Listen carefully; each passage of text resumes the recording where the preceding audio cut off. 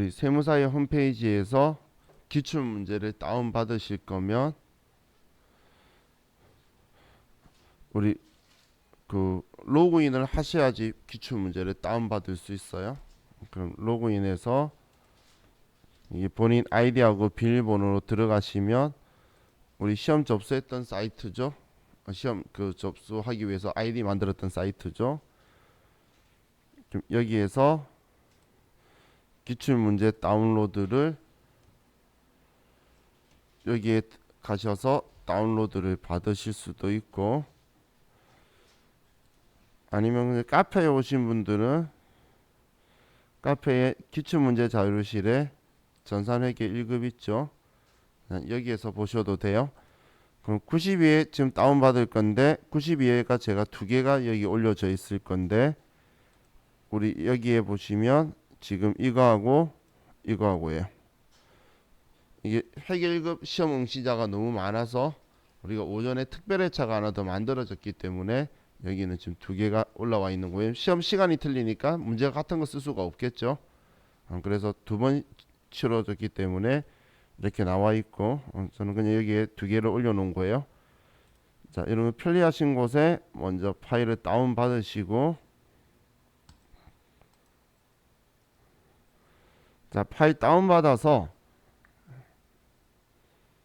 실행하면 이런 창이 일반적으로 뜨죠. R집 같은 이런 게 깔려 있으니까. 그럼 여기서 파일 실행하면 안 돼요. 압축 풀기를 해야지 돼요. 여기에 압축 풀기를 해서 폴더를 열고, 압축 풀기에서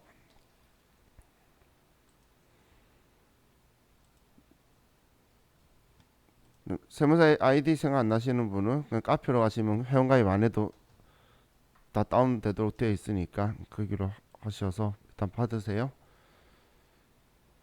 자, 그리고 K랩 프로그램은 열려 있으면 안 되니까 K랩 프로그램 닫으시고,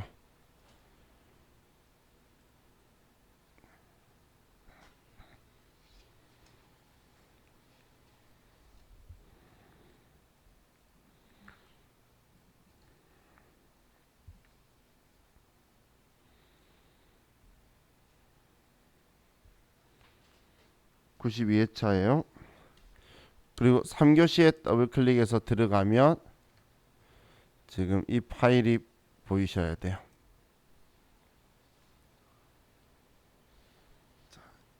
여기까지 되셨나요?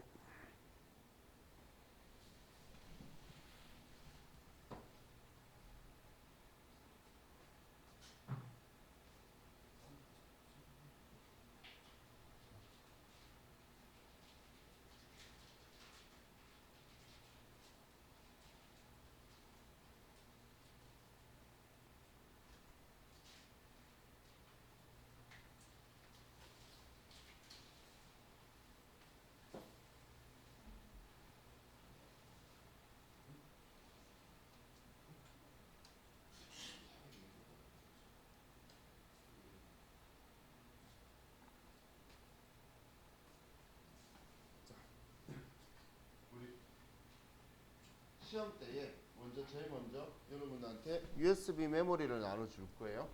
그럼 USB 메모리를 꽂으면 저 파일이 들어가 있어요. 그러면 프로그램이 실행되어 있으면 실행되어 있어서 이게 설치 못한다고 뜰 거니까, 그럼 그냥 창 닫고 실행을 하면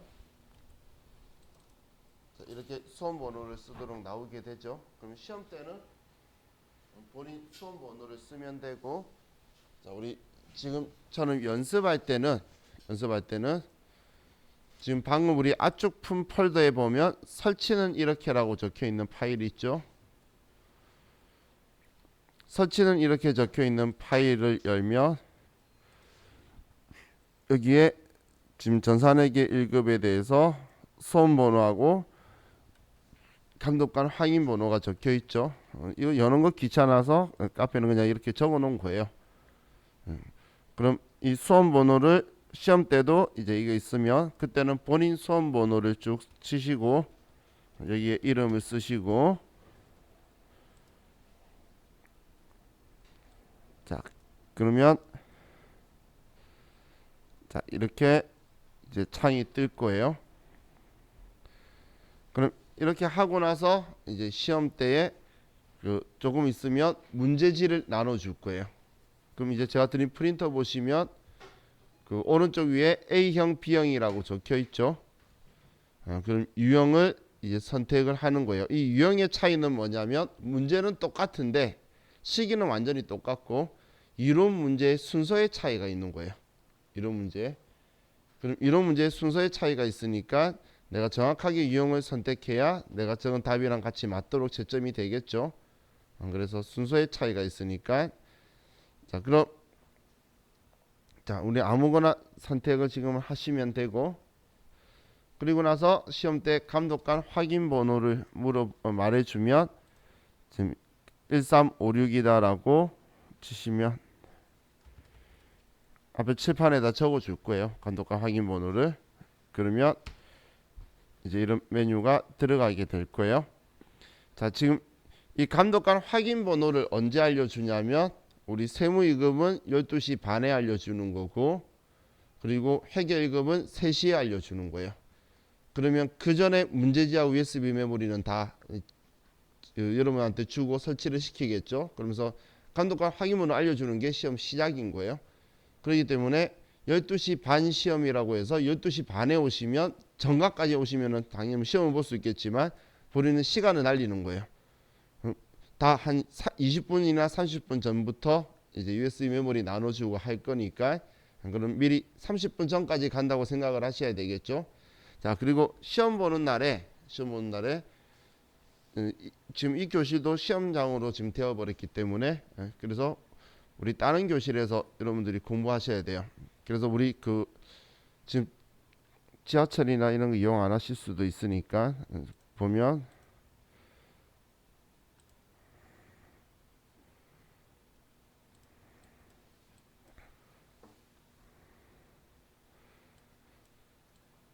자, 여기 어딘지 아시겠나요? 여기 어딘지? 지금 우리 건물. 그러면 여기 대로에서 여기가 대로구나. 대로에서 이렇게 쭉 올라오는 길에 보면 오르막에 5번에 빠진다기라고 있는 건물에 저희 학원 간판에 하나 있는 거 보신 게 있을 거예요. 우리 건물 바로 아래에요. 내리막길.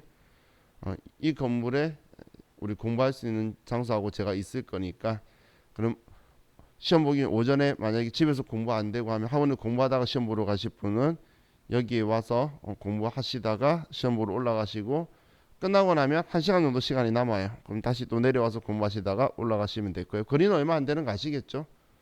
이 거리가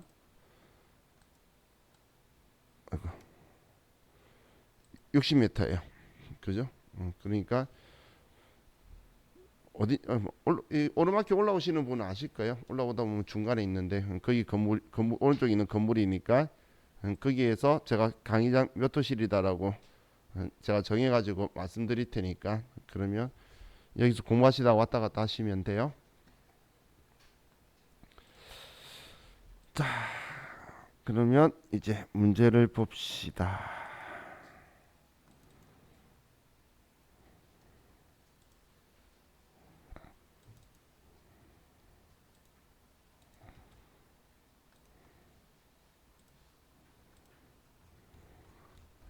자, 여러분들 프린트를 여시고 자, 시험 보실 때는 절대 이론 문제를 먼저 푸시면 안 돼요.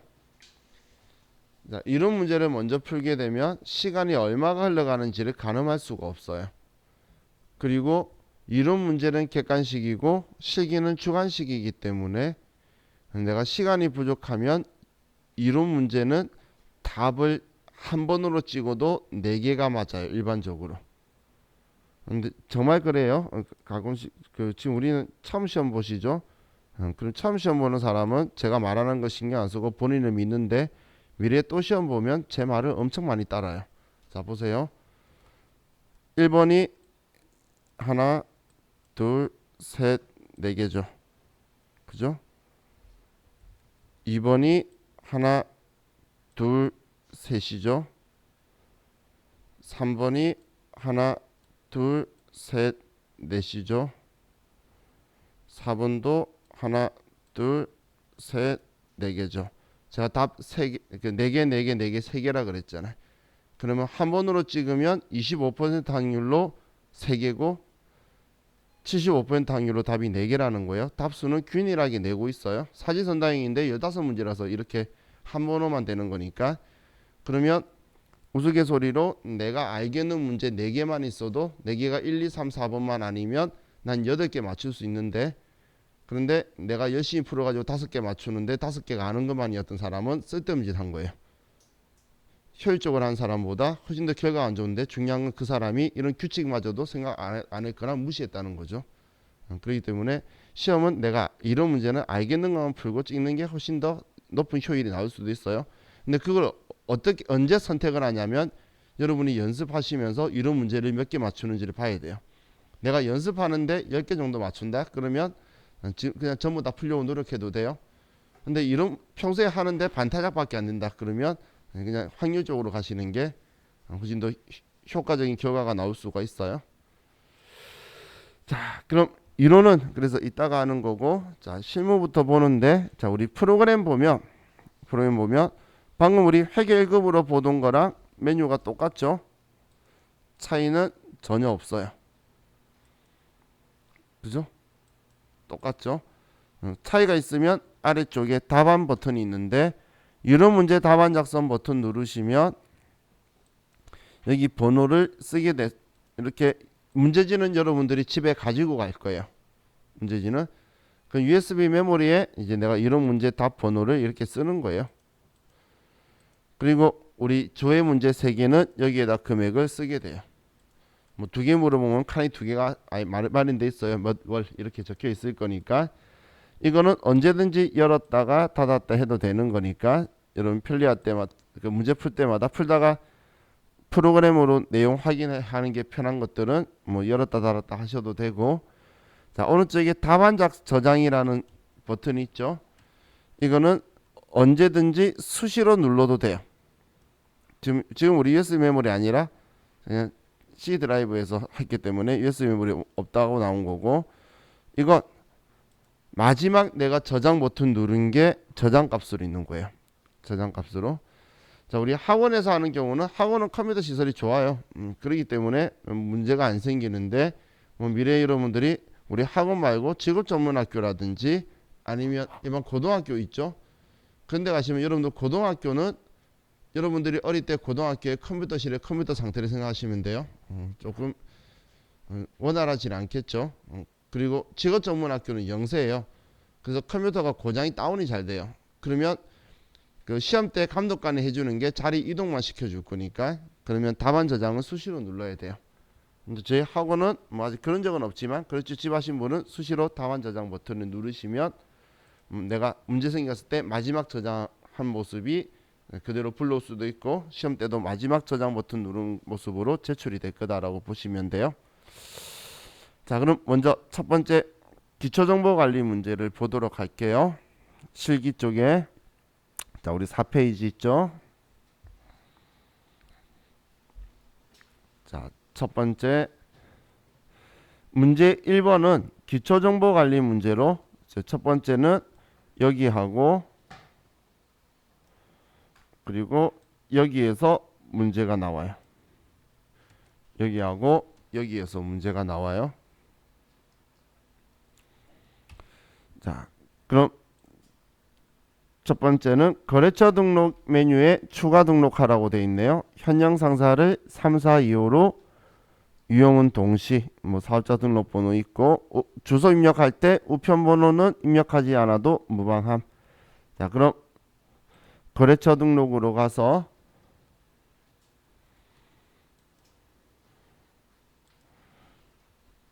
코드 번호 3425 현영 상사 동시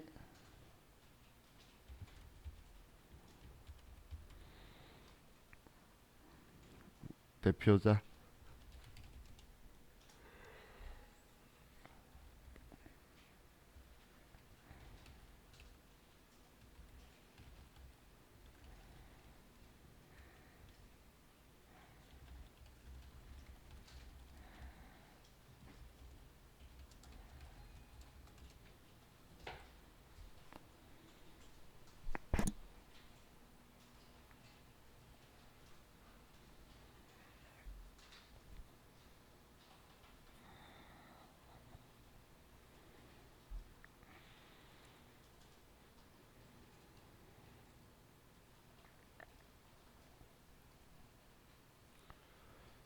그냥 쭉 보고 쓰기만 하면 되는 거죠.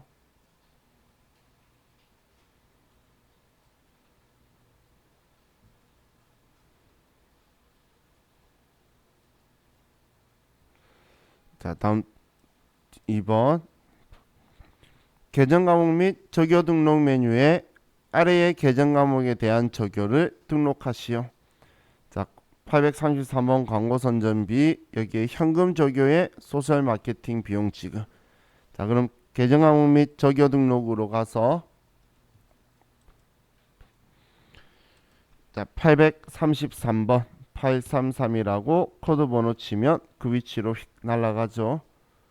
코드 번호 치면 다음 광고 선전비에서 그럼 현금 적요에 여기에 9번 소셜 마케팅 비용 지급.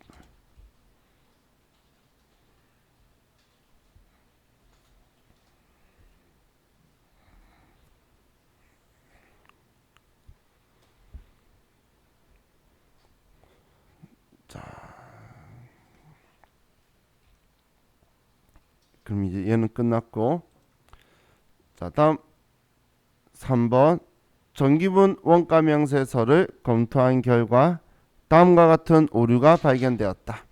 모든 정기분 재무제표에 관련된 부분을 수정하시오. 어제 우리 맞췄던 그거죠. 자, 그럼 복리후생비 500번 되니까 정기분 원가 명세서인 거고, 틀린 금액 지금 320이라 적혀 있나 봐요. 그럼 올바른 금액이 230만 원으로 수정을 해줘야 되겠네요. 자, 그럼 우리는 먼저 정기분 원가 명세서로 가서 복리후생비 320만 원 있는 거 230만 원으로 수정해 주고, 자, 이거 수정했으면 여기에 단기 제품 제조 원가 5억 5천만 원 써둬야 되죠. 자, 5억 5천만 원 써두고,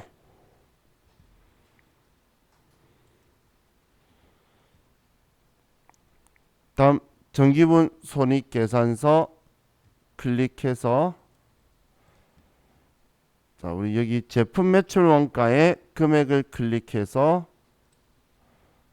단기 제품 제조 원가를 방금 적었던 5억 5천만 원으로 변경해 주고, 그리고 확인.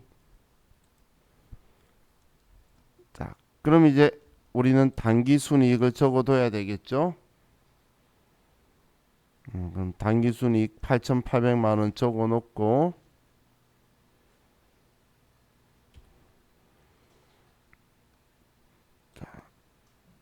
그리고 이제 정기분 잉여금 처분 계산서에 가서 불러오기 해서 여기 8,800만 원 들어온 거 확인하고, 그리고 이 금액 보고, 그럼 1억 2,500만 원 적어 놓고,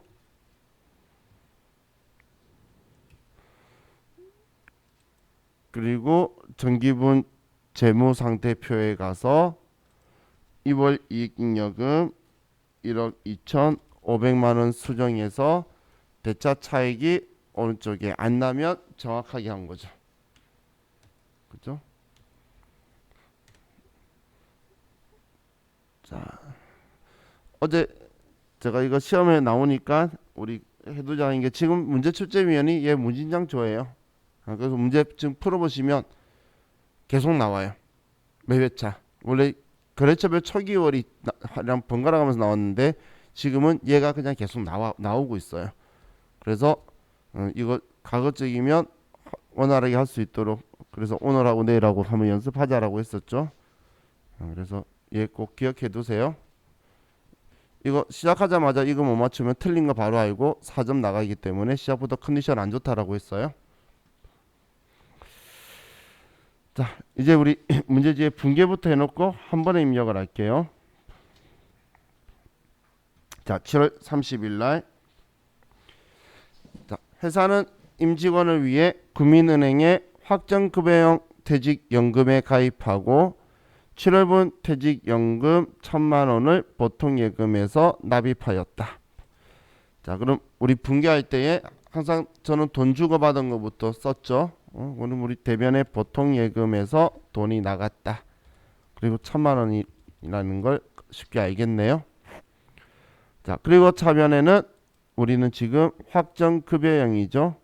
확정급여형이면 우리는 퇴직연금 운용자산이라는 계정 과목을 써야 되죠.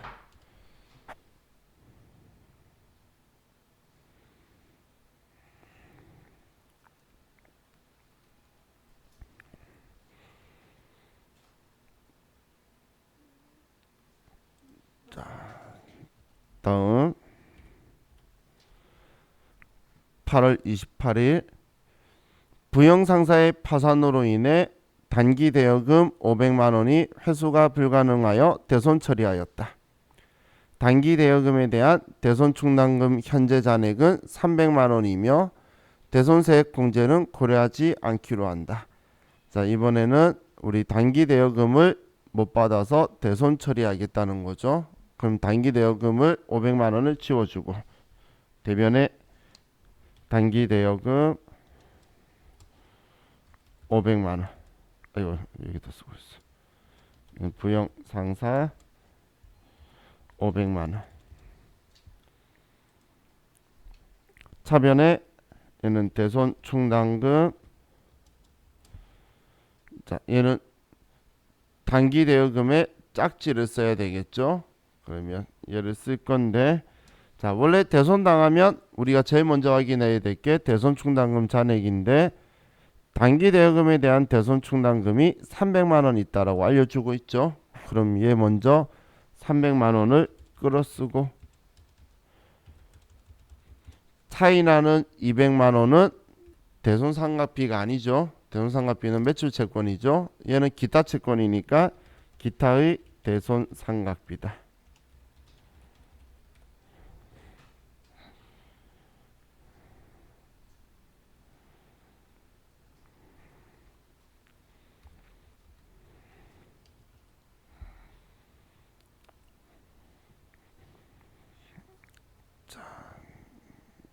다음 3번 10월 1일 한섬자동차로부터 업무용 승용차를 매입하면서 의무적으로 취득해야 하는 공채를 구입하고 대금 20만 원을 현금으로 지급하였다. 공채의 현재 가치는 18만 원이며 회사는 이를 단기 매매 증권으로 분류하였다. 자, 이번엔 불가피하게 매입하는 유가증권이죠. 불가피하게 매입하는 유가증권은 액면가를 주고 공정가치 또는 현재 가치를 이 불가피하게 매입한 유가증권의 취득원가로 할 거죠. 그럼 액면가와 우리 공정가액의 차이는 우리는 취득한 자산의 취득원가에 포함할 거라 그랬어요. 자, 그럼 우리는 현금으로 돈 줬으니까 대변에 현금으로 20만 원을 주고 차변에 우리는 얘를 단기 매매 증권으로 분류한다라고 했고, 그럼 18만 원이고 차이나는 이 2만 원을 우리는 자동차 사면서 손해 본 거니까 차량 운반구라고 하면 되겠죠.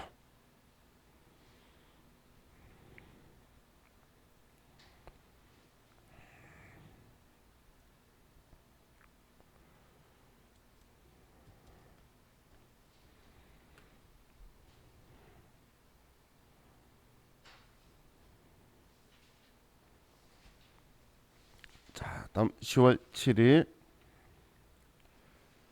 선적지 인도 조건으로 ABC 상사에 수출한 제품의 외상 매출금이 보통예금 계좌에 원화로 환전되어 입금되다.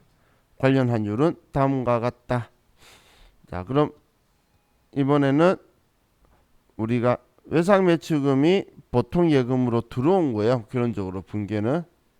그럼 분계 위치는 보통예금으로 입금이 되었고 대변의 외상 매출금이고 ABC 상사한테 꽤 들어온 건데, 자, 그럼 이 외상매출금은 장부에 선적일날에 장부에 써뒀겠죠. 물건 실으면서 우리는 외상매출금이다라고 썼을 건데, 그럼 선적일이 9월 23일이니까 9월 23일 날 이날 환율로 3,000달러를 정리해뒀을 거라는 거예요. 그러면 얘는 360만 원이 적혀 있었겠죠.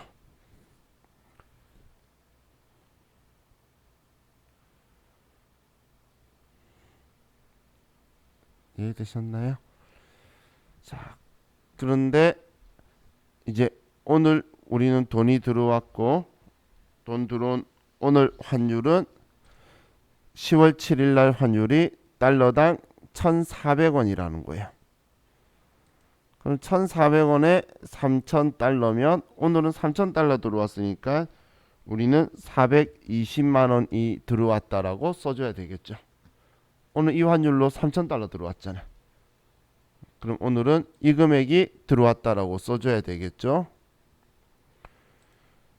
그럼 금액이 60만 원 차이가 나네요.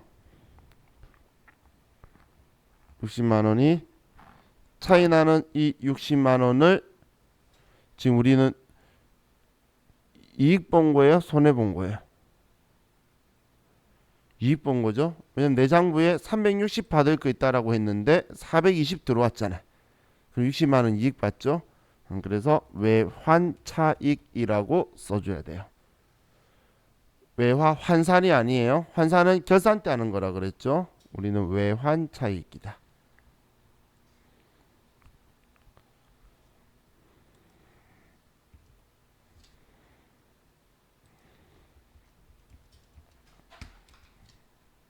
자, 다음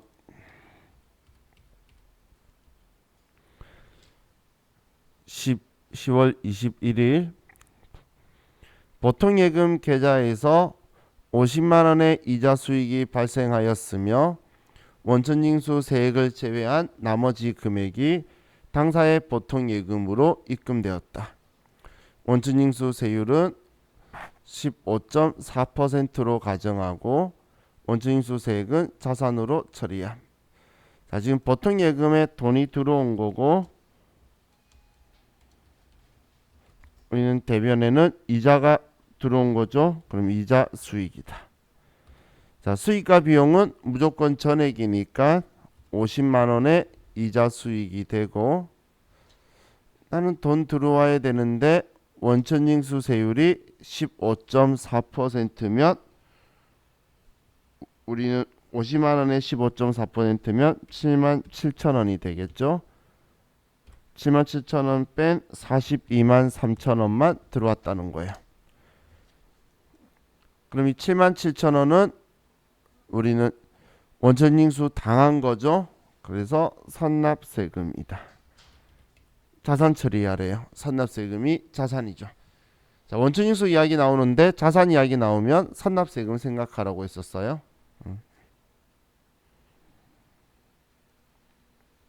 자, 다음 11월 1일 다음은 영업팀에서 거래처 임원과 식사비용을 법인카드로 결제하고 수취한 신용카드 매출전표이다. 일반 전표에 입력하시오. 자, 이번엔 거래처 임원하고 식사한 거니까 접대비고 영업팀이니까 800번대 접대비고 카드로 결제했으면 우리 외상인데 일반적인 상거래 아니니까 미지급금이다라고 돼야 되겠죠. 자, 그럼 차변에 접대비 800번대가 되고 금액은 17만 1,000원. 대변에는 일반적인 상거래 아니니까 미지급금이고 이 돈은 BC카드한테 갚아야 된다. 17만 1,000원 이렇게 분개되겠죠.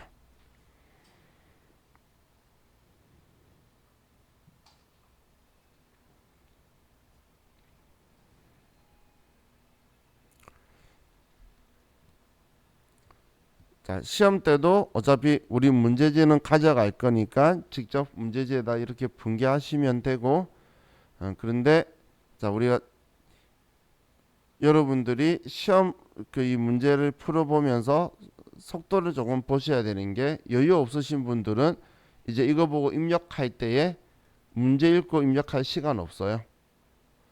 회계 1급은 세무 2급하고 다르기 때문에 시간이 부족할 수도 있으니까 내가 적어 놓은 걸 보고 빠르게 입력하는 연습을 거꾸로 하셔야 돼요. 근데 빠르게 입력한다는 게 실수 없이 내가 거래처 써야 된다, 어떻게 해야 된다라는 걸 표시해 놓은 걸 보고 한 번에 쫙 제대로 입력하도록 연습해야 돼요. 근데 바로 컴퓨터에 입력하죠.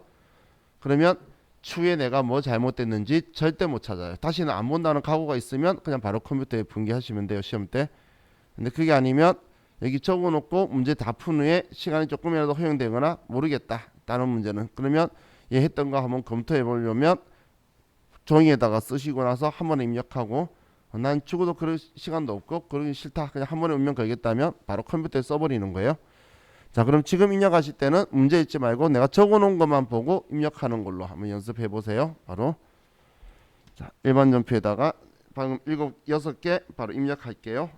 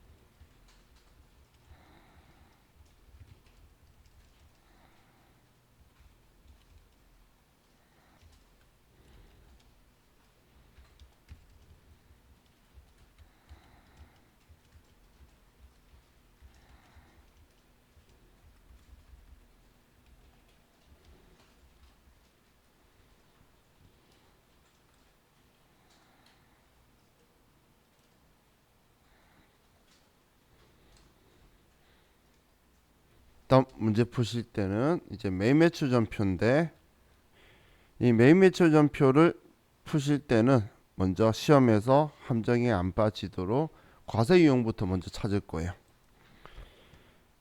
그럼 과세 유형 찾을 때에 표시를 번호로 그냥 해두게. 자, 문제 첫 번째 문제를 보면 9월 30일이라고 적혀 있죠. 그럼 9월 30일이라고 쓰면 아래 과세 유형이 보이잖아요.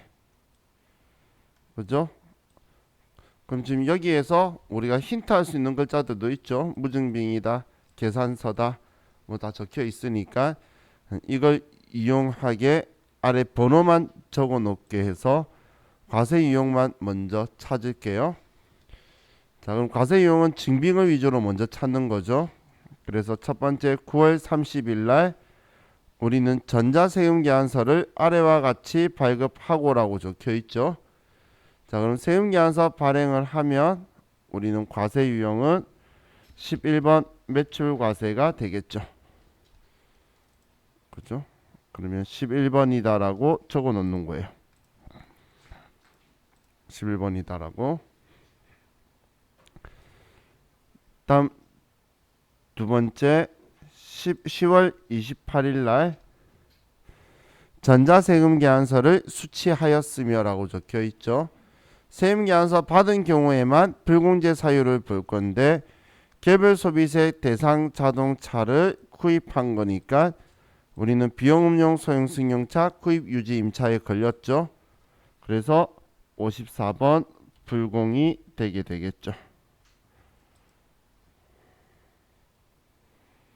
54번. 다음 11월 5일은 전자계산서를 발급받았다. 계산서는 면세사업자의 적격증빙이고 받았으니까 매입이고, 그러면 53번 매입 면세가 되겠죠.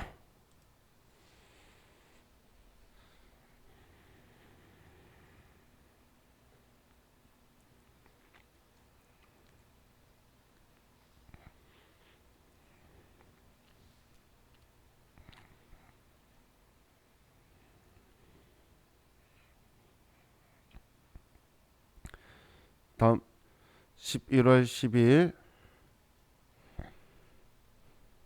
자, 현금 영수증을 발행하였다.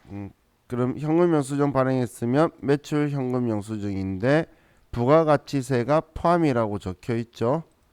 그러면 얘는 22번 현금 과세가 되겠죠. 현금 영수증에 부가세 포함이면 과세 거래니까.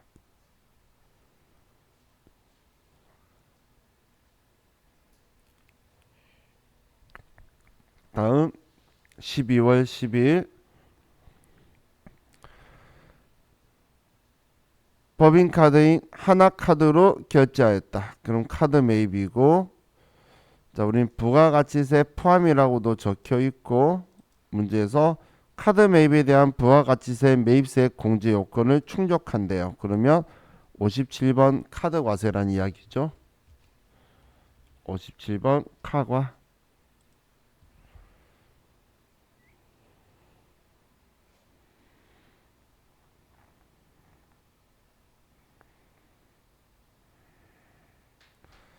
자, 다음 수입 전자세금 계산서를 부산 세관장으로부터 발급받았으며 수입세금 계산서 받았으니까 우린 기계장치 수입한 거죠. 불공제 사유 아니면 얘는 55번 수입이 되죠.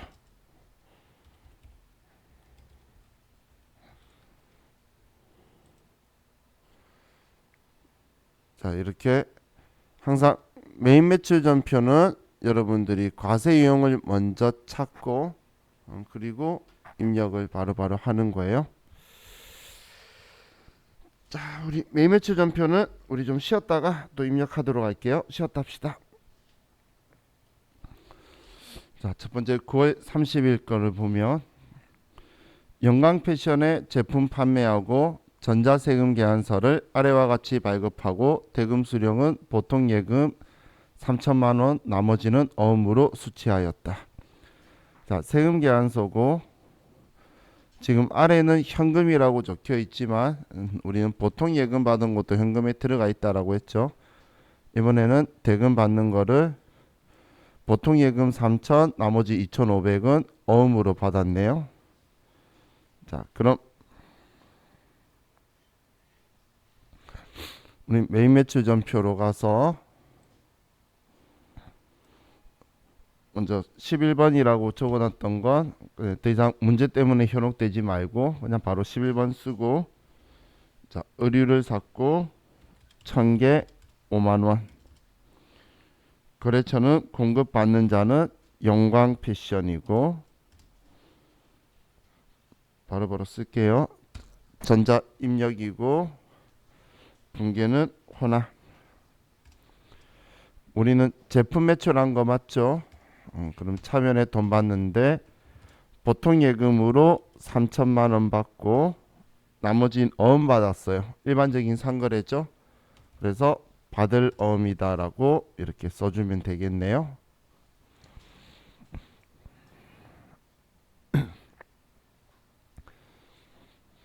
자, 다음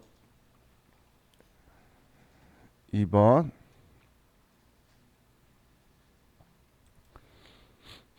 10월 28일 본사 영업 직원이 업무에 사용할 개별 소비세 과세 대상 자동차를 주식회사 우주자동차에서 3천만 원에 구입하고 전자세금 계산서를 수취하였으며 대금 결제는 다음 달에 하기로 하였다. 자, 그럼 우리는 자동차 산 거니까 차량 운반구라고 쓰면 되고 대금 결제는 다음 달에 하기로 하였다. 그래서 일반적인 상거래가 아니죠. 그래서 미지급금이라고 써주면 되겠네요. 그럼 10월 28일 날 54번 불공이고 우린 자동차를 샀고 금액은 3천만 원의 별도, 거래처는 우주자동차, 전자세금 계산서, 불공제 사유는 3번 비용용 소형승용차 구입, 분계는 혼합이라고 할 수밖에 없고, 자, 우리 원재료 산 거 아니니까 자동차로 바꾸고 이 돈은 우리는 미지급금이다라고 처리를 해줘야 되겠죠.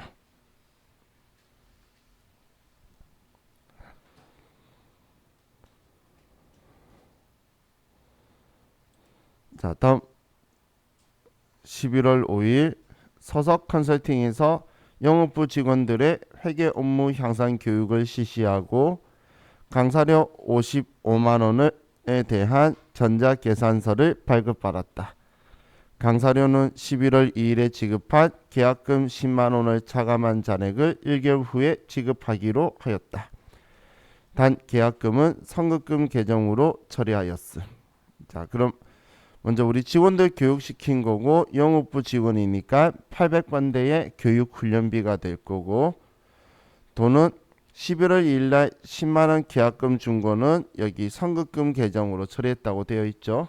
그래서 선급금을 지워주고 나머지 45만 원은 1개월 후에 주기로 했으니까 미지급금이라고 처리해둬야겠네요.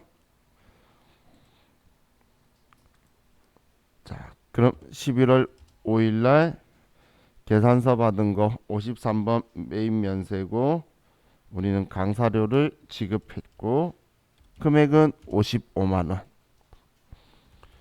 거래처는 서석 컨설팅이고 얘는 전자 계산서고 분계는 혼합.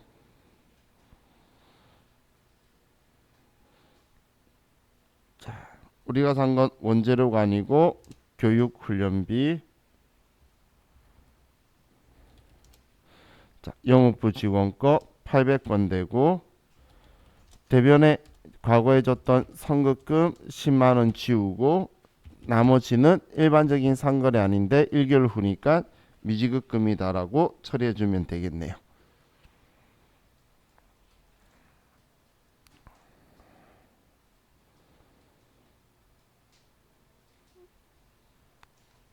자, 다음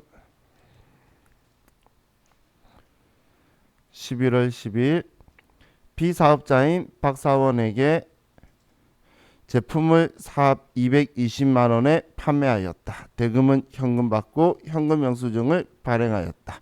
거래처를 입력할 것.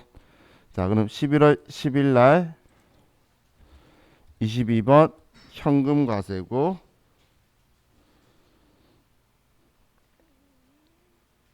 자, 그리고 우리는 제품을 팔았고 현금 영수증 거래는 공급 대가를 쓰면 분리가 될 거고 거래처는 박사원. 자, 분계는 이번에 현금 받고 매출한 거니까 그냥 현금이라고 처리를 해버려도 되겠죠.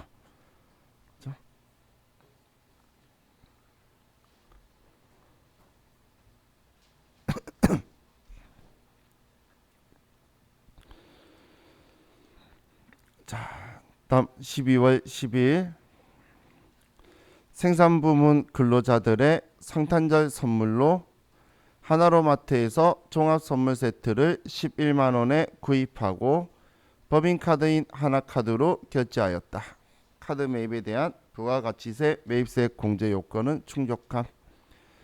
자, 그럼 우리는 생산부 근로자들 선물 준 거니까 500번대의 복리후생비고 뭐 카드는 외상거래인데 일반적인 상거래 아니니까 미지급금이라고 처리해야 되겠네요. 자, 그럼 12월 10일 날 57번 카드 과세였고 종합 선물 세트를 구입하고 카드 거래도 공급 대가 쓰면 분리가 될 거고 거래처는 하나로 마트에서 하고 카드사는 하나카드사고 분계는 4번 카드라고 하면 미지급금의 카드사가 붙죠. 그럼 원재료 산 거 아니고 500번대의 복리후생비다라고 써주면 되겠네요.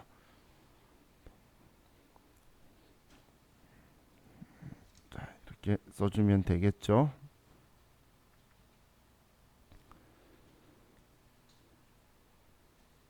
자, 다음 12월 15일 호주에서 기계장치를 수입하고 수입전자세금이안서를 부산세관장으로부터 발급받았으며 당일 부가가치세를 보통예금 계좌에서 이체 납부하였다. 부가가치세에 대한 회계 처리만 할 것. 자, 그럼 수입세금이안서 받은 거고 그냥 부가가치세는 부가세 대급금 나올 거니까 부가가치세를 보통예금에서 이체했다만 쓰면 되겠네요. 12월 15일 날 55번 수입 기계장치 5천만원. 자, 거래처는 우리 부산세관장 수입전자세금 계산서고 분계는 호남. 자, 부가세 대급금이고 보통예금에서 이체되었다. 자, 이렇게 하면 우리 메인 매출 전표 입력이 끝이 났죠.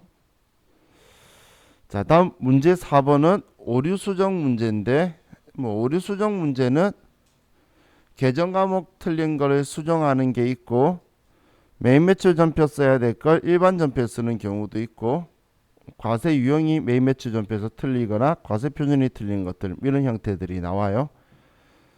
자, 그럼 8월 15일 매출거래처 직원의 결혼 축하금으로 20만원을 현금 지급한 것으로 처리한 거래는 당사 생산부문 직원의 결혼 축하금인 것으로 확인되었다. 자, 이 말은 매출거래처 직원의 결혼 축하금 처리했다는 건 접대비라고 800번대 접대비라고 적혀 있을 건데 이게 당사 생산부문 직원의 결혼 축하금이면 이거는 500번대의 복리후생비가 돼야 된다는 이야기죠. 근데 계정 과목 잘못 처리되어 있다는 거네요. 그럼 일반 전표 8월 15일로 가보면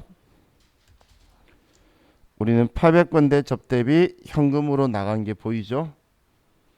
그러면 500번대의 복리후생비로 접대비를 수정만 해주면 되겠네요. 수정만.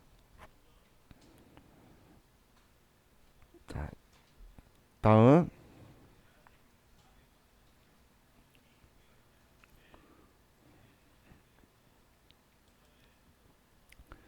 9월 22일 공장 건물 공사에 대한 대금 200만원을 가나건설에 지급하고 모두 수익적 지출로 처리하였다. 그러나 확인 결과 그중 50%의 지출은 건물의 가치가 증가한 자본적 지출에 해당한다. 자, 그럼 지금 우리는 기존에 입력된 걸 수익적 지출로 모두 처리했다는 것 200만원을 500번대 수선비로 처리를 해뒀겠죠. 근데 이걸 우리는 50%는 자본적 지출에 해당한다라는 것 건물로 처리해야 한다는 거예요. 그럼 수익적 지출은 100만원만 두고 100만원은 우리는 건물로 수정하라는 이야기죠. 자본적 지출은 자산 처리해야 되니까. 자, 그럼 9월 22일자로 가면 지금 수선비라고 전액 200만원 처리했는데 절반만 수선비고 절반은 건물이라는 거예요. 그럼 얘를 100만원으로 수정해버리면 전표가 아직 안 끝난 미결 전표로 떴죠. 그럼 차변에 건물이다라고 써서 얘를 자본적 지출인 걸로 처리해 주면 되겠네요.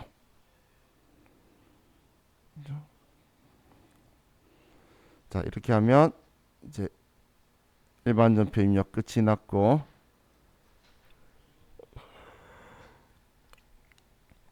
자, 오류 수정 문제가 끝난 거죠. 자, 그럼 이제 결산 문제로 가면, 자, 결산 문제는 수동 결산을 먼저 꼭 해야 된다라고 했어요. 수동 결산은 일반 전표 12월 31일 날 우리가 직접 분계를 해주는 거예요. 자, 그럼 우리 분계를 먼저 해보면 2020년 9월 1일 영업부에서 사용할 소모품 45만 원을 구입하면서 자산으로 회계 처리하였다. 이 중 기말 현재 소모품의 사용액이 33만 원이었다. 자, 그럼 우리는 자산으로 처리했다라는 글자 어떻게 회계 처리했는지를 먼저 분석해야 되죠. 그럼 자산 처리했다는 건 소모품 처리한 거니까 우리는 대변에 소모품으로 얘를 지워주게 될 거고, 자산 처리했다 했으니까. 그리고 얘 소모품 줄여주는 만큼 얘는 소모품비가 되게 될 건데, 영업부 거니까 800번대.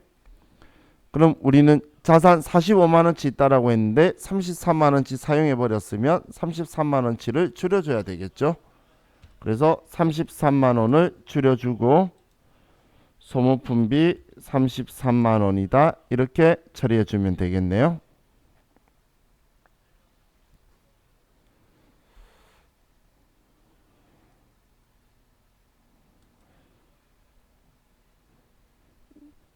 자, 2번 문제는 기말 현재 퇴직급여 추계액과 퇴직급여 충당부채 설정 전 잔액은 다음과 같다. 그럼 이건 추가액을 구해서 자동결산으로 하도록 할게요.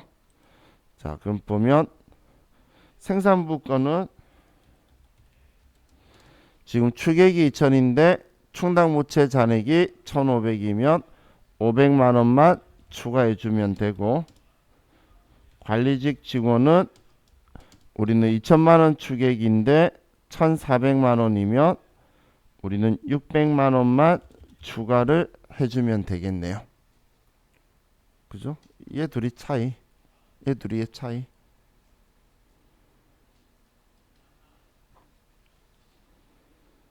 자, 그렇게 하면 이번 문제는 될 거고.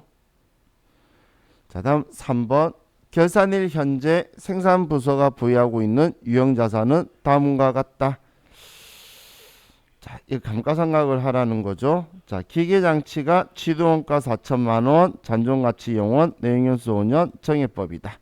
올해 취득했네요. 1월 2일날. 1월달에 취득했으면 1년치 전부 다 내요. 그럼 감가상각비 계산해보면 우리 4천만원의 잔존가치를 뺄 건데 영원이고, 그리고 곱하기 우리는 정해법이니까 5분의 1. 그러면 올해 감가상각비는 800만원이 되겠죠. 그죠? 올해 감가상각비는 우리가 알아야 자동계산에 금액만 써서 분계를 해둘 수 있겠죠. 자, 그럼 이제 얘는 끝났네요. 그럼 2번, 3번은 자동 계산할 테니까 그럼 1번만 먼저 수동 계산으로 써주고, 자변에 소모품비 33만원, 대변에 소모품 33만원. 자, 이 분계 해놓고,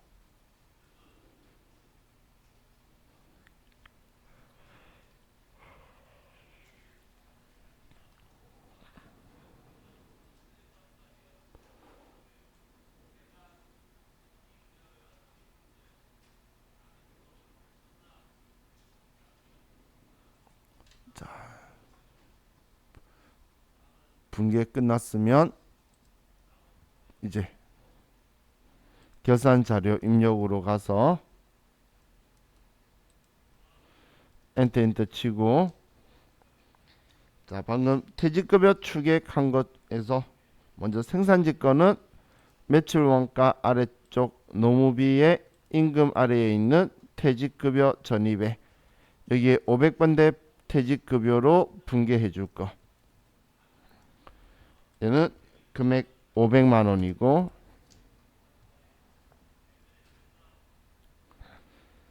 다음 판매비와 관리비에 급여 아래에 있는 퇴직급여 전입액 800번대의 이 퇴직급여 전입액에 금액 600만 원이라고 써주고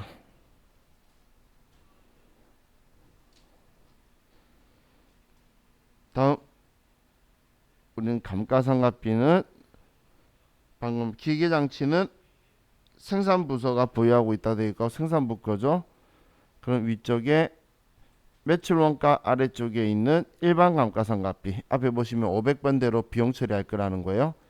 여기에 기계장치에 방금 구했던 800만 원을 써주면 되죠. 그죠? 그럼 이제 여기에서 전표 추가를 하고 확인하면 자, 이번 문제는 끝이 났어요. 계산값까지는. 자, 다음 조회 문제를 보면 자, 6월 30일 현재 유동자산과 유동부채의 금액 차이는 얼마인가? 자, 유동자산, 유동부채 금액 차이. 그러면 재무상태표에 가서 보는 게 좀 효율적이겠죠? 쉽게. 자, 그럼 재무상태표에 가서 6월 달로 조회를 하고 자, 그럼 유동자산의 금액은 지금 9억 9,813만 5천 원이고 유동자산 다음 유동부채에 가면 금액이 4억 1,765만 1,375원이네.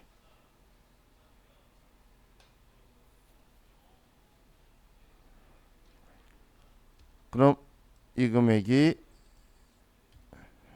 우리 차이가 되죠. 자, 이렇게 조회를 한 금액을 나중에 쓸 때 이런 문제 답안 작성에 여기에 이런 식으로 써주는 거예요.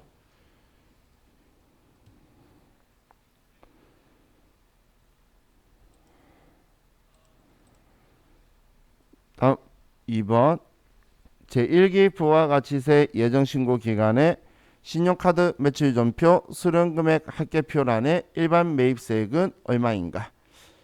자, 그럼 신용카드 매출전표 수령금액 합계표는 우리 부가가치세 신고서의 41번 칸을 이야기하는 거죠. 그럼 이 41번 칸을 보면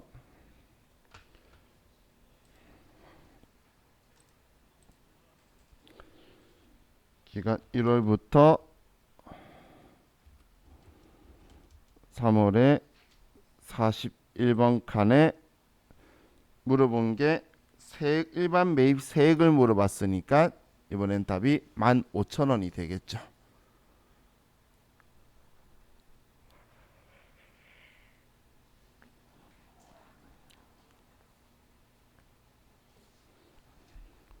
자, 다음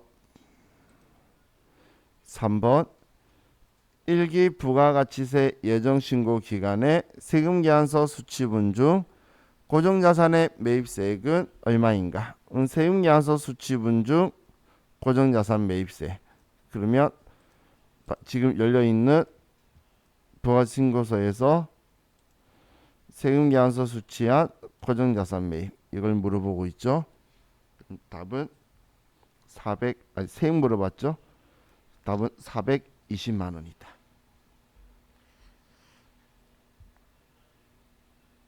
자, 이렇게 하면 이론 실기 문제는 끝났고 자, 이론 문제를 좀 보도록 합시다. 자, 다음 중 수익과 비용에 대한 설명으로 가장 잘못된 것은 자, 수익 비용 이야기예요.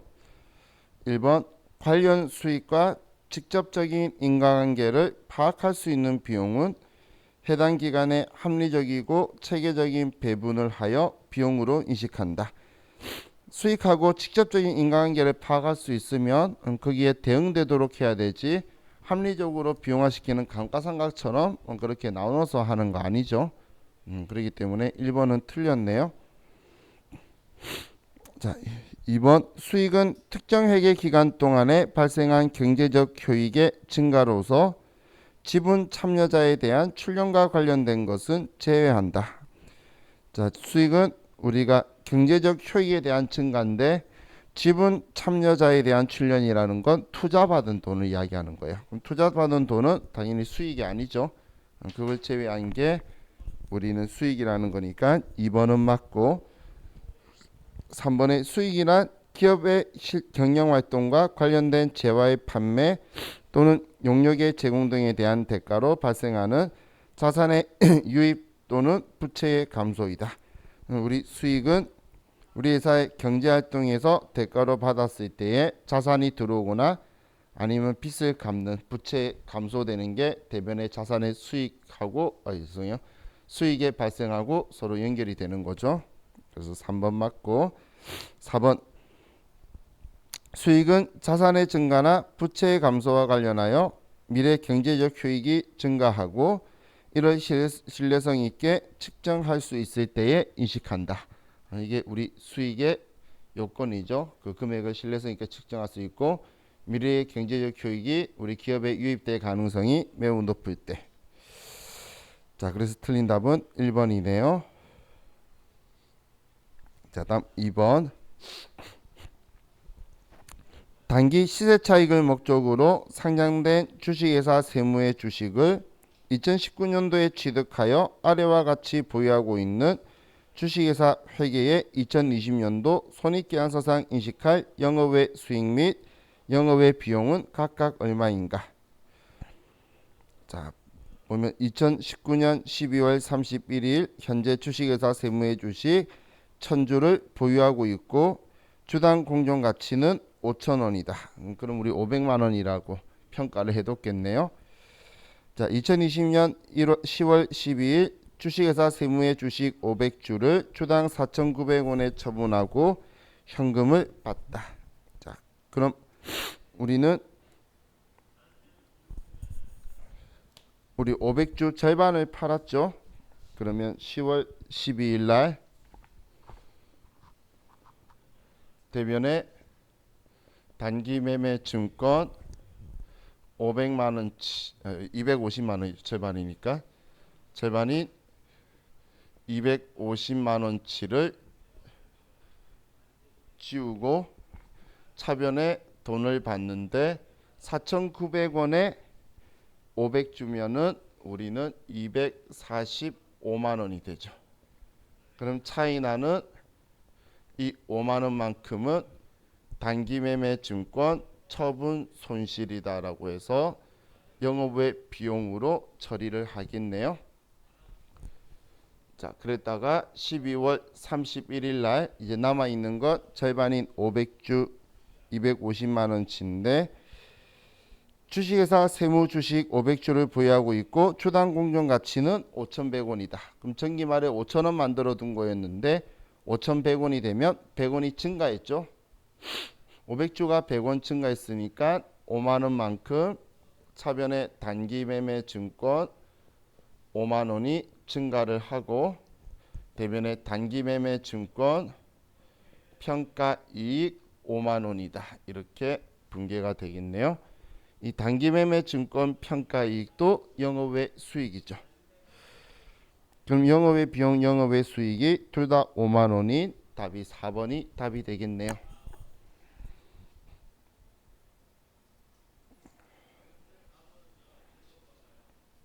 자, 다음 3번.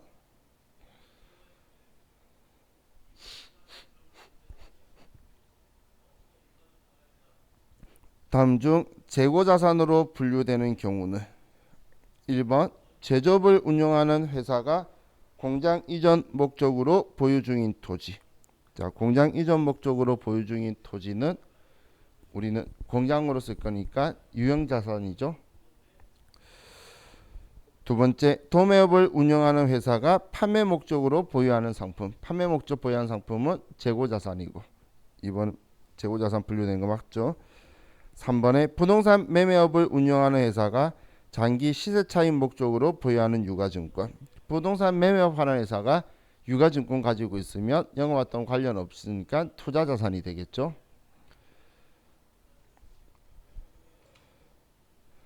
다음 4번에 서비스업을 운영하는 회사가 사업 이전 목적으로 보유 중인 건물. 뭐 사옥으로 사용할 거면 유형 자산이 되겠죠. 그래서 답은 재고자산 분류하는 거 물어봤으니까 2번이다. 자, 다음 4번. 다음 중 기계장치의 취득 원가로 알맞은 것, 올바른 것은. 자, 취득 원가요. 기계장치의 구입 가격은 취득 원가에 포함해야 되겠죠. 그러면 취득 원가는 일단 5천만 원은 들어갈 거고,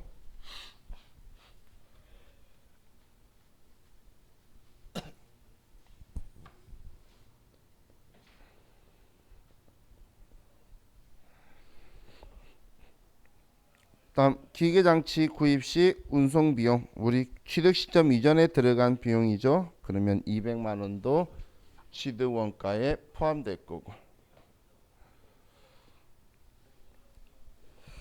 다음 기계장치 설치비 및 시운전비 50만 원. 기계장치 설치나 시운전비도 취득 원가에 포함해야 되는 거죠. 그러면 얘도 포함될 거고. 자, 기계장치 사용을 위한 직원 교육비, 직원장치 사용 위한 직원 교육비는 취득 시점 이후에 일어나게 되겠죠. 그리고 이거랑 관련이 없죠, 직접. 그러면 5,250만 원이 취득 원가가 되게 되겠네요. 그래서 답은 3번이 된다. 자, 다음 5번. 다음 중 일반 기업 회계 기준에 따른 재무제표에 해당하지 않는 것은. 자, 우리 재무제표 5개 기억나시나요? 우리 재무제표는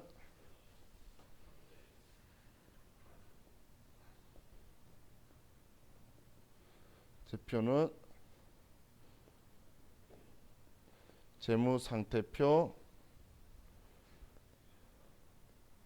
손익계산서, 현금 흐름표,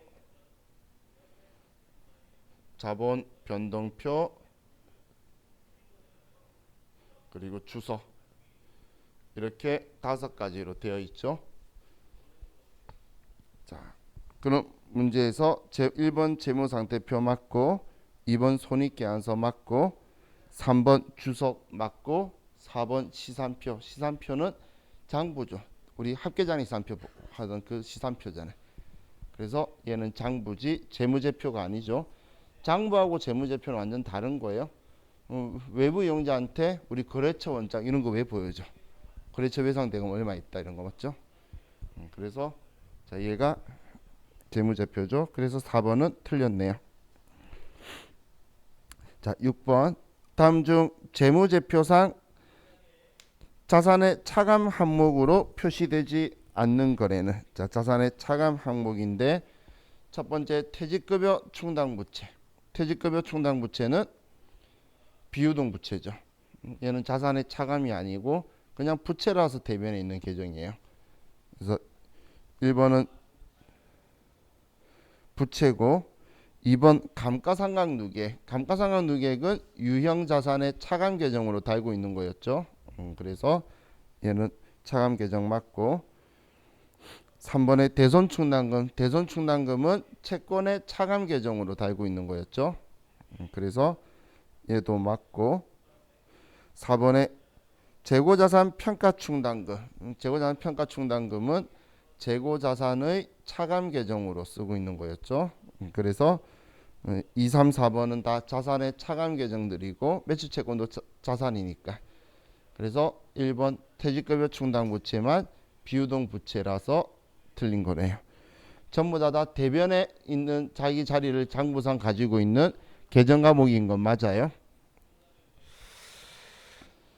자, 다음 7번. 다음 중 사채에 대한 설명으로 틀린 것은. 자, 사채 할인 발행하고 할증 발행했을 때에 장부 금액하고 유효 이자하고 액면 이자하고 상각의 규칙. 예, 기억나시나요? 지금 이거 이야기하는 거예요. 사채를 가지고 봤을 때 사채의 할인 발행은 우리 장부가액 유효이자 액면이자 상각액 이렇게 있을 때에 할인 발행은 우리가 돈을 작게 받았다가 만기가 되면 액면 가격으로 증가시켜야 되는 거니까 장부가액은 기간이 경과하면 증가를 하게 되고, 유효이자는 장부가액의 유효이자를 곱하는 거니까 장부가액과 비례적으로 움직여요. 그럼 증가를 할 거고, 액면이자는 상법이 이 금액만 지급하라고 정하고 있기 때문에 일정한 값이 나오게 될 거고, 할인 발행은 유효이자가 액면이자보다 큰데 유효이자가 계속 증가하고 있으니까 상각액은 얘 둘의 차이라서 얘가 증가하게 될 거예요. 그럼 할증 발행에서는 사채 장부 금액은 이제 할증은 내가 유리하니까 돈을 많이 받았다가 만기가 되면 그 금액이 줄어들게 될 건데, 그럼 유효이자도 장부가액에 유효이자를 곱해주니까 비례적으로 감소를 하게 될 거고, 액면이자는 상법이 일정하도록 정해놓고 있는 거고, 그럼 할증 발행은 내가 유리한 액면이자가 큰 건데 유효이자가 계속 작아지면 얘 둘의 차이는 증가를 하게 되겠죠. 이게 우리 사채에 대한 규칙이고, 전에 숫자는 기억 안 나도 이 규칙 정도는 기억하자라고 이야기했던 거, 그게 지금 이거죠. 자, 그럼 이제 이걸 토대로 7번을 보면, 자, 보기 1번. 유효이자율법 적용 시 할인 발행인 경우 사채이자는 매년 감소한다. 할인 발행일 때의 사채이자, 우린 유효이자율법은 유효이자를 이자 비용하는 건데 증가하는데 감소한다라고 했죠. 그래서 1번은 틀렸죠. 자, 다음 2번은 사채 할증 발행 차금은 당해 사채의 액면가액에서 부과하는 형식으로 기재한다. 자, 할증 발행 차금은 우리가 이익 본 거죠. 또 사채 액면가보다 많이 받은 거죠. 뭐 이익 받다기보다. 그러면 사채에 더해주는 가산 계정의 성격이라 그랬죠. 그래서 부가 가산하는 형식으로 기재한다. 2번 맞고, 3번에 유효이자율법 적용 시 사채 할증 발행 차금 상각액은 매년 증가한다. 매년 상각액은 증가를 할 거고, 4번에 유효이자율법 적용 시 사채 할인 발행 차금 상각액도 매년 증가하죠. 그래서 이 두 개 다 상각액은 증가한다라는 걸 아는지도 좀 물어볼 거라 그랬어요. 상각액은. 그래서 3번, 4번 다 맞는 이야기죠. 상각액 이야기하는 건. 그래서 틀린 답은 1번이 틀렸네요. 자, 8번. 1기 회계연도 중 10월 1일에 내용연수 5년 잔존가치 100만원인 기계장치를 500만원에 매입하였으며 기계장치의 취득 부대 비용으로 50만원을 지출하였다. 동기계는 원가 모형을 적용하고 정해법으로 감가상각한다. 1기 회계연도에 계상될 감가상각비로 맞는 것은 단 월할상각할 것. 자, 그럼 우리는 먼저 감가상각 대상 금액을 봐야 될 건데, 먼저 취득원가가 얼마가 되죠?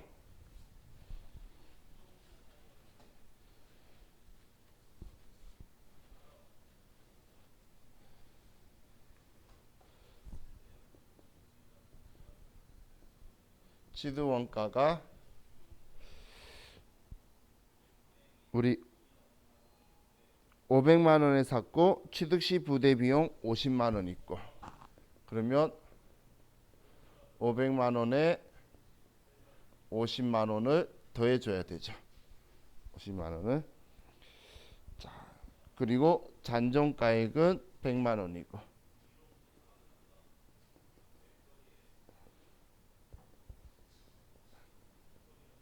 그리고 취득일은 2020년 10월 1일.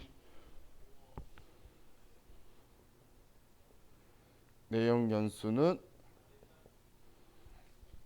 몇 년이죠? 5년. 자, 그럼 감가상각 대상 금액은, 자, 취득원가의 잔존가액을 뺀 거니까, 자, 얘는 550만 원에 빼기 100만 원.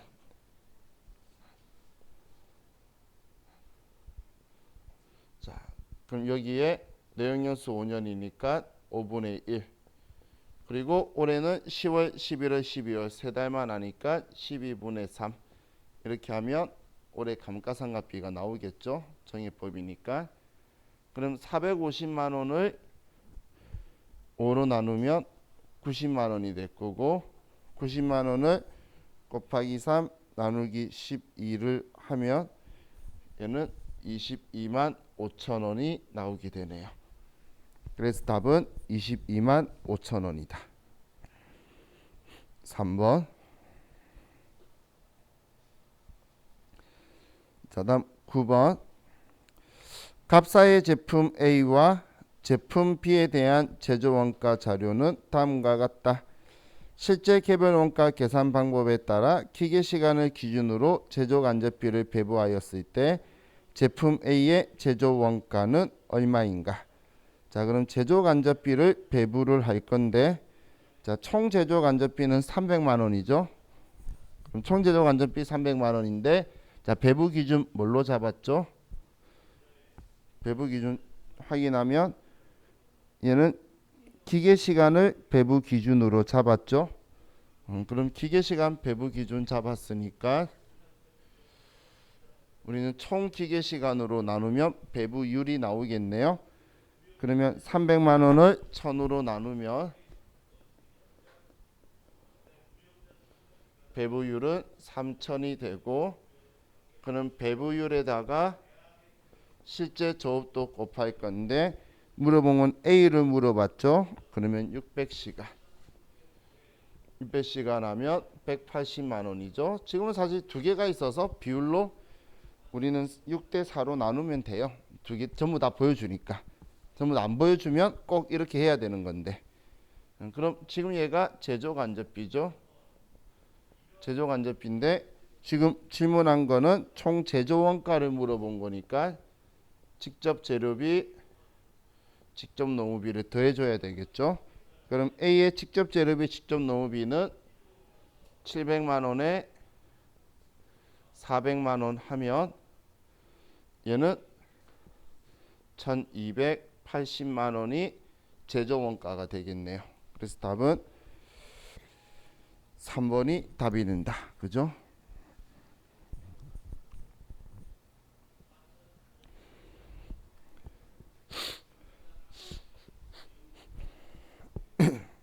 지금 어제 결성하셨던 분들은 영상 봐서라도 개별 원가랑 종합 원가 계산 보세요. 안 보시면 세무이급은 이론에서 절반을 못 맞추기 때문에 합격하고는 거리 멀어지실 거예요.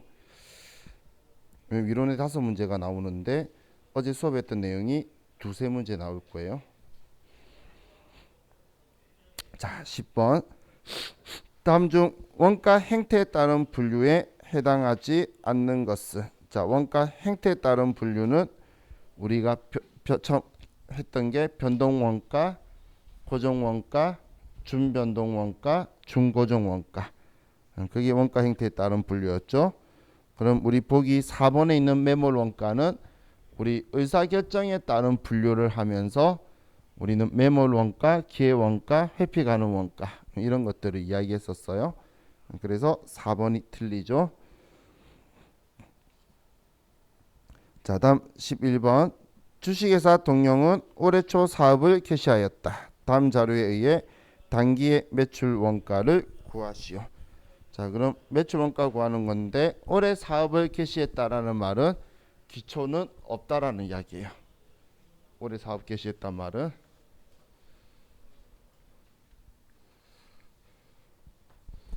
그럼 우리 제공품을 봤을 때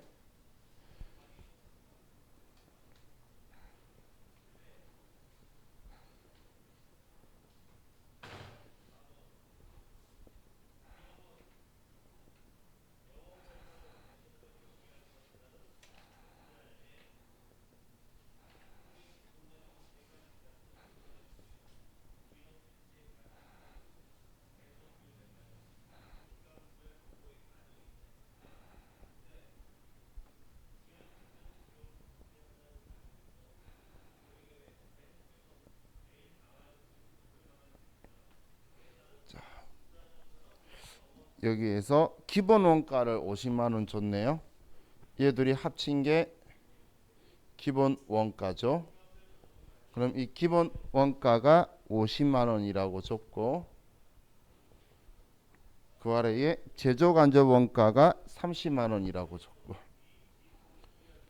30만 원. 그리고 기말 제공품이 40만 원. 그리고 기말 제품이 10만 원. 올해 신규로 사업 시작했으니까 기초는 0원이고. 자, 그럼 단기 총 제조 원가는 얘 둘이 합인 80만 원이겠네요. 그럼 단기 제품 제조 원가는 40만 원이 되고 그럼 얘가 40만 원이니까 매출 원가는 30만 원이다. 그래서 답은 30만 원이 되게 되겠네요. 답은 2번이 되죠.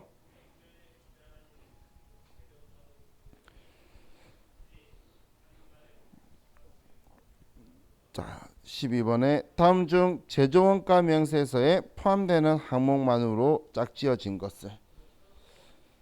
자, 기억에 기말 원재료 재고액은 우리는 제조원가 명세서에서 볼 수 있는 거죠. 기말 제품 재고액, 지금 이쪽에서 보는 거는 우린 손익계산서죠. 그러면 리을은 손익계산서니까 아니고 리을은 기말 제공품 재고액, 얘도 제조원가 명세서에서 볼 수 있고 단기 제품 제조원가도 제조원가 명세서에서 볼 수 있고 단기 총 제조원가도 제조원가 명세서에서 볼 수 있고 단기 제품 매출 원가는 손익계산서에서 볼 수 있죠. 그러면 우리 제조원가 명세서에서 볼 수 있는 건 기억, 디귿, 리을, 미음. 그래서 답은 1번이 되겠네요. 자, 13번. 다음 자료를 이용하여 부가가치세 과세표준을 계산하면 얼마인가? 자, 과세표준 이야기예요. 자, 매출액이 5천만 원이 있어요. 자, 이 5천만 원의 매출액에서 자, 우리 대송금이 100만 원 나와 있죠. 판매 장려금 300만 원, 매출 애누리 200만 원 있네요.